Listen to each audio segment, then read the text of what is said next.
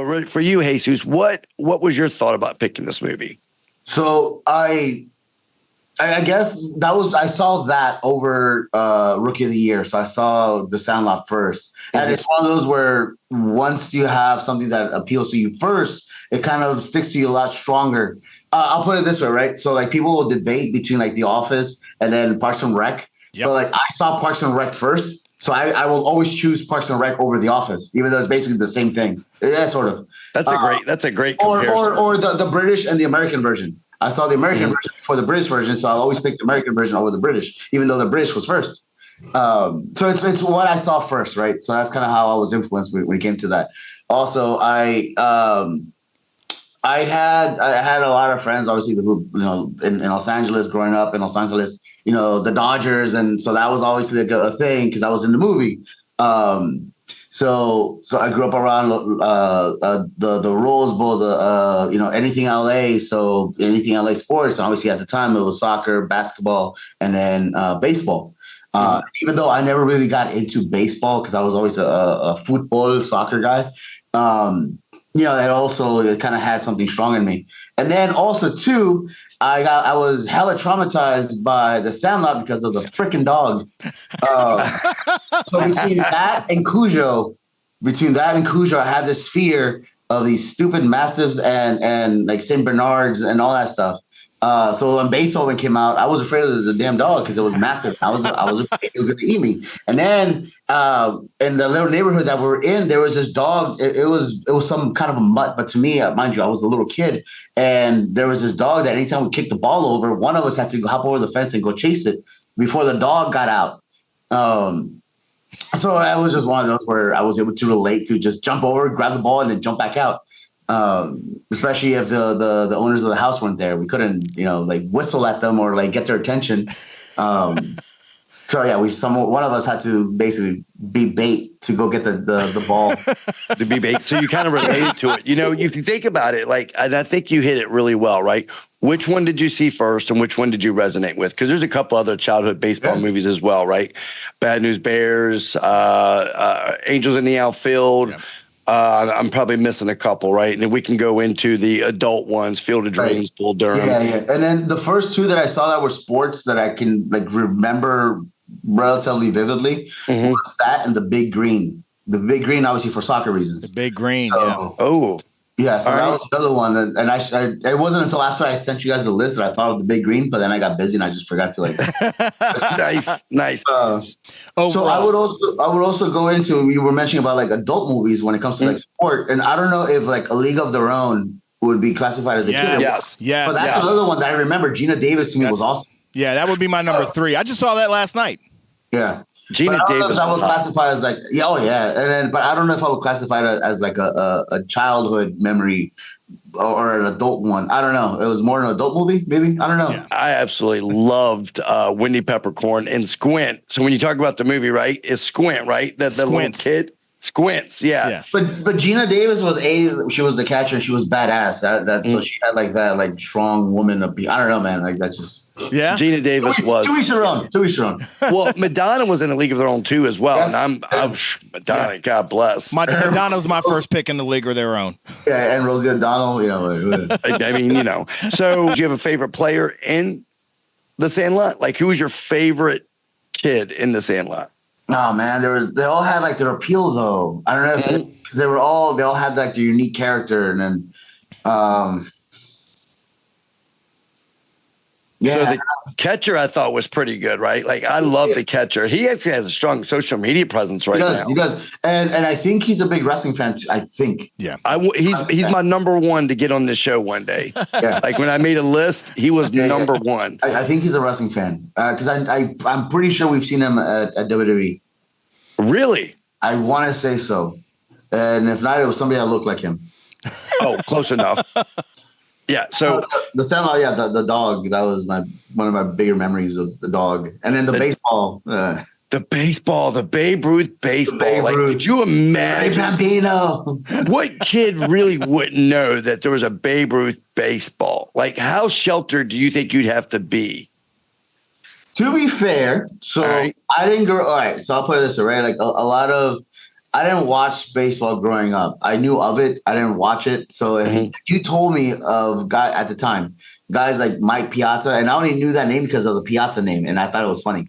But I didn't know anything about him. I didn't know for the longest he was a catcher. Perfect example, though, because do you know who Barry Bonds is? Oh yeah, of course. Not now, but at the time, no. Oh, and so back then when he was coming out of the league, you didn't know? I didn't know who he was. No, that's all. I mean, I got older, but yeah. I remember Barry Bonds when he was like 175 soaking wet.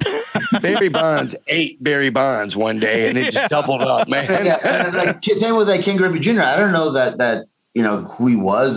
He was son of the legend of Ken Griffey, and then his rookie was 89, 90, 89. I think that was his rookie. Yeah, you're right around there. Yeah, I don't know. I'm from '86, so I wouldn't have known. So, what did you think of Dennis Leary as the stepfather? Yeah. So there was a lot of folks that I didn't appreciate until much older. When I got much older, and I appreciated their acting. At the time because I was still a kid. That came out in '93. I'm from '86. I probably saw it maybe. I know I didn't see it when it first came out. So I probably saw it maybe later '90s. Maybe is when I saw it. So I didn't know anything of that until I got older. I didn't appreciate the acting. So, I mean, same thing when it comes to wrestling. I didn't appreciate a lot of stuff until I got in the business. So like I said, to me, the biggest takeaway was the baseball, the dog, and then that Benny's last name was Rodriguez, because that's my last name. There you go. And Wendy Peppercorn was played by Marley Shelton, and you guys might remember now is that she's actually in the new Scream movies as the deputy Judy, I think it is. Okay, I didn't know that. Wow. Yeah. Oh, yeah. Wendy Peppercorn grew up. God bless her. Did you ever have any Sandlot moments of playing like baseball in the backyard or out in the field or like that? Your boys ever get together and do that? Not baseball. We would play soccer, or like at the time, our version of kickball, which is kind of like baseball, just kickball. But the closest thing to it was when we were playing soccer, we would kick the ball over somebody's fence and we would have to go chase it. And you would always have a little dog that would try and bite us as we're jumping over. And we're trying to get to the ball before the dog gets to us, or before we piss off the owner of the house because we keep jumping over. Or kicking the ball and then getting stuck under somebody's car. Or constantly playing soccer on the street. And then a car we would have like our makeshift goalies, which are like two bricks or two rocks. And a car will be coming, so we would have to haul ass, grab the rocks, pull them out while the car passes, and then put them back in. Yep. And there was nothing worse than as soon as you set them right back up, another car comes through. You're like, you got to be kidding me, man. So we did that a lot. So Rukus, I'm sure you had some backyard baseball extravaganzas as a kid. Yeah, I broke several windows. Absolutely not on purpose. How many times did you get your ass beat because of that? It's funny because my parents never found out. I was one. I think they found out about one, and it was because we didn't intentionally break it, but I was the type of kid, if I broke somebody's window, I went and knocked on their door and said, "Hey, I'm sorry I broke your window."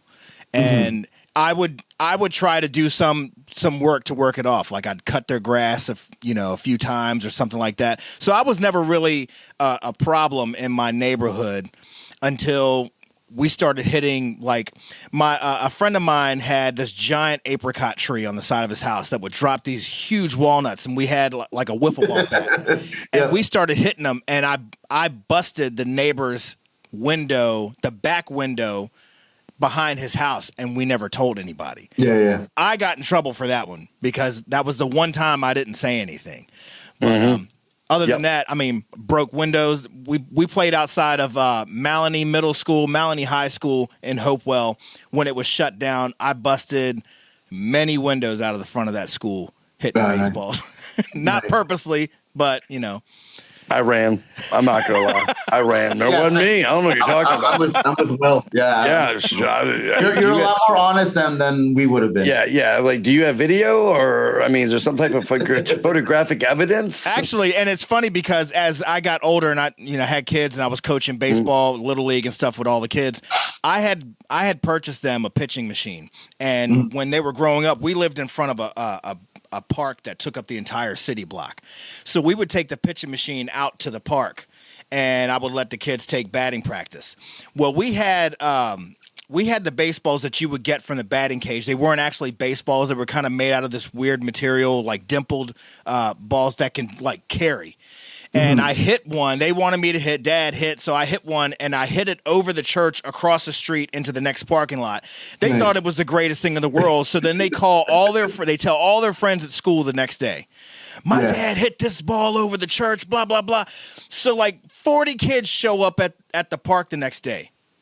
Dad hit that ball over. So I was like, all right. So I swung, and it was a line shot, and I busted the stained glass window of this church. And all 40 kids ran to my house. It's like, all you little motherfuckers go home. Whoa. Get the out of here. So I had to put the call into the church and say, hey, listen, I busted your window. Let me know how much it is. And they called me up and they were like, no, don't worry about it. It's totally fine. Thank you for letting us know.